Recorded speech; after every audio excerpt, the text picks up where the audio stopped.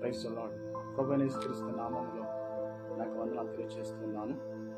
మీకందరూ కూడా ప్రమేయంలో ఒక విషయాన్ని జ్ఞాపకం చేయాలని ఆశపడుతున్నాను. మనం గమనిస్తే ఈ లోకంలో మన ముందు కొనసాగుతున్నప్పుడు వెళ్తున్నప్పుడు అనేకమైన శ్రమలు, బాధలు, ఇబ్బందులు మన ముందు ఉన్నాయి.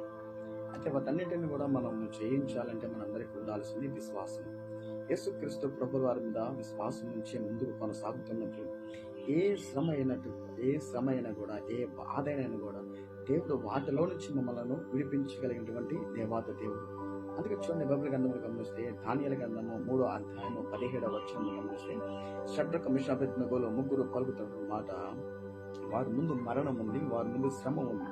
అయితే శ్రమను చూసి భయపడకుండా దేవుని మీద ఆధారపడి వారు పలుకుతున్న మాటను ఒకసారి మనం ఆలోచన చేస్తే అకంటున్నటువంటి మేము సేవిస్తున్న దేవుడు మండుచున్న వేడిమగల ఈ అగ్ని కుండములో నుండి మమ్మల్ని రక్షింపగల సమర్థుడు అంటున్నారు. ప్రేమైన చూడండి, యేసుక్రీస్తు ప్రభుల వారి మీద మనకు కూడా అలాంటి విశ్వాసం ఉన్నప్పుడు ఎన్ని శ్రమలు వచ్చినా మేము ఆరాధించే దేవుడు నిజమైన రక్షకుడు, ఆయన మమ్మల్ని రక్షింపగలడని విశ్వాసం మనం ఉంచినప్పుడు ఆ విశ్వాసమే నా జీవితంలో దేవుడు ఉన్నతమైన కార్యాన్ని జరిగేశాడు. నీవు ఏ శ్రమలో ఉన్నప్పుడు, ఏ బాధలో ఉన్నప్పుడు ఇప్పుడే యేసు ప్రభువులో విశ్వాసం ఉంచు.